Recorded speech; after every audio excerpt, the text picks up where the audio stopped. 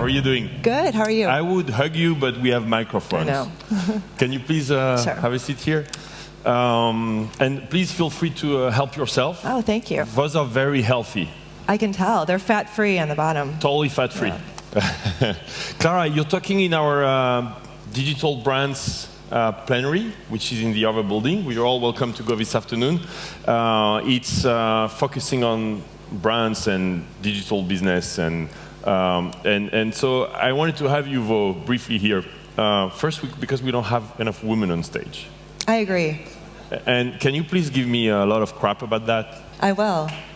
I mean, I think we all benefit from having people of diverse backgrounds, whether it's gender or it's by country or heritage. And I think we have a long way to go, but we all have to be a part of the solution. But so what's the solution? Because every year, I blame myself for not having enough women on stage. And you guys tweet about it, and I read it, I see it. Like, people go after me, but you cannot make it artificial either. That's true. See what I mean? There are not that many Claras. Oh, well, that's very kind. CEO, entrepreneurs. So you created a company called Hearsay Social. What is it? Hearsay is a social sales platform. Started the company 4 years ago out of my apartment in Silicon Valley, and we have 100+ employees now, including our France team who's here today. And we focus on enabling salespeople on social media. So everything from a content library to help them publish, and the say part of Hearsay, as well as big data insights so that they can really hear when their networks are sharing buying signals. And so you did that after, if I read correctly, graduating #1 in computer science, first in computer science at Stanford University. I'm a nerd. Wow. You don't look like a nerd. Oh, thanks. You have a good makeup room back there. Yes, sure. I'd love all good nerds to look like you. Then Google, Microsoft, Salesforce.com. Yep. That's a good... And you decided to start your own business. Yeah. You're also a member of a Starbucks board of directors. Yes. Wow. How do you end up on the board of directors of Starbucks? I received a call from their headhunting firm. I'm friends with Sheryl Sandberg, and when she was stepping off the board to join the Facebook board, I think I was on her short list of people that she recommended. Oh, so you're part of Sheryl's movement. I think you were in her book as well? Yep. So tell me about that. Like, how do you think? So because, so after blaming myself for not having more women, give me a solution. I don't have the solution. I think everyone has to do their part, and I don't think complaining is a good, constructive solution. I think that if you're an entrepreneur, if you're an executive, you can hire women onto your teams. You can encourage them to lean in their careers and not feel like they have to pick between family versus work. They can really do both, and creating the infrastructure to make it easier. I think that for those of us who are parents, if you have little girls at home, encourage them. They don't have to study science, math, and technology, but at least give them the choice and so that they can feel like it's an option if that's what they want to do. But you feel there is a change happening in Silicon Valley. There is Sheryl, there is Marissa, got engaged here. There is you. There are a number of amazing women entrepreneurs, right?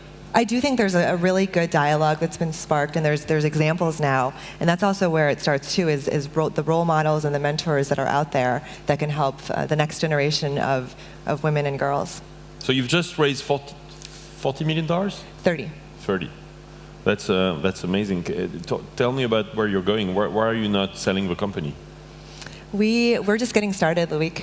It's been a lot of fun. I remember, early on, it was just a few of us working in the basement of Sequoia Capital, and it's amazing that less than 4 years later, we are this thriving enterprise software as a service company. But we have very big ambitions as a team, and the reason why we raised our Series C recently was threefold. Number one was to fuel our international expansion.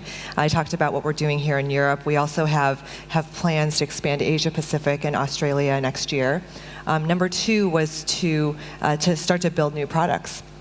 early on, you have to be very focused on the products that you go to market with. And so for the entire history of Hearsay, we've been a single product company, and starting next year, we're going to have multiple products. So that introduces a new level of complexity. What's the vision? The vision of a company is to help the salespeople with social. So how can you explain, like if I am an Orange salesperson, how can I benefit from that? So actually, one of your speakers tomorrow, Frederick Tardy, he's the CMO of AXA. So AXA is a big financial services company. They're worldwide. I know they're headquartered right here in Paris.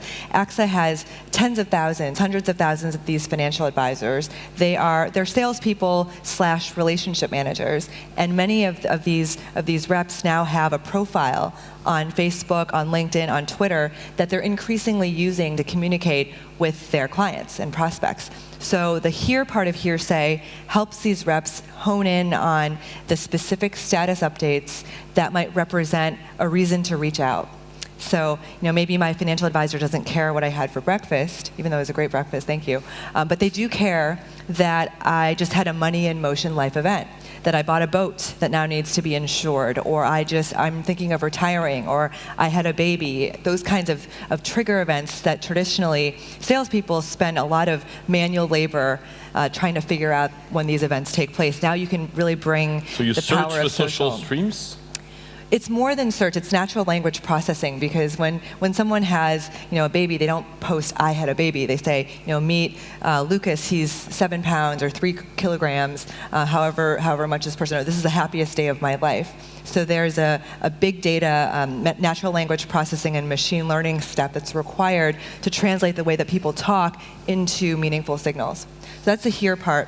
The say part is that now you got all these field reps out there, and you don't want them coming out with their own marketing materials, but you want it to be authentic. That's what we've been talking about all conference. You want it to feel personal, like it's from a human being. So we've enabled a content library that corporate seeds with suggestions of templates, of things to post, interesting articles about retirement or driving safety, fire safety. And then the agents can go in, the reps can go in, and they can personalize. They can really put it in their own words so that you're really getting the best of both worlds. Clara, that's very impressive. And you told me yesterday that you had an experiment in France having employees, and you had a message I should take to the minister. If you have not noticed, we have 2 ministers coming tomorrow. We have Arnaud Montebourg, and we have at 10:45, and we have Fleur Pellerin around 3 o'clock. And you were saying you wish to hire more in France, but you decided to not do it anymore?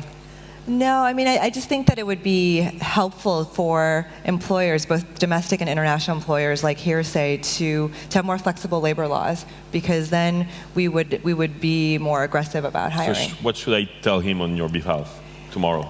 You should tell him to make it easier to hire and fire. Make it easier to hire and fire. Yeah.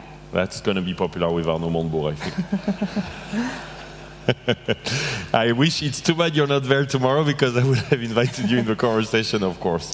But I will make sure I take the message. Thank you. And to finish with, because we're short on time, but you're also interested in, we're going to meditate this afternoon. And I know you're interested in mindfulness and time management, and also the right startup culture that you've put at Hearsay. So can you tell a little bit about that and why it's so important? Sure. So I think that we, and it's partly to blame the mobile devices and the always-on nature that we all, the lives that we live. But we live in a society where it's constant reactionary behavior, and we all feel like we're on a treadmill and trying to keep up with everything. And especially when you're in a startup environment, I found myself, at least, I felt like I was just reacting to emails, to tweets, and I wasn't actually spending my time strategically in the ways that I wanted to. And so over the course of the last couple of years, with the help of my friend Ariana Huffington and an executive coach that we hired at Hearsay, I've become much more intentional about how I want to spend my time, both at work what are the top 3 priorities that I have to do at work? And is the way that I'm spending my time actually, does that map to those top 3? And then even in my personal life, am I spending time with my husband, with my parents, with my brother, with my family, and with the friends that are most dear to me versus, going to events and letting that take over my life? Excellent. Yeah. Clara, I'm so glad you came to LeWeb'. I hope you come again. Oh, thanks. And we follow all your success, because it seems that you're on an amazing track. Don't sell. Too early. That's, I think, my only frustration with Nick yesterday. He's 18 and he's already sold his company. I know. Well, I'm a little older than 18. So. Thank you so much, Clara. Thank you. And so we'll see you this afternoon, right? Perfect. We have Clara again this afternoon of a plenary for the digital brands. So Thank you, Clara. Thanks for having me. Bye-bye.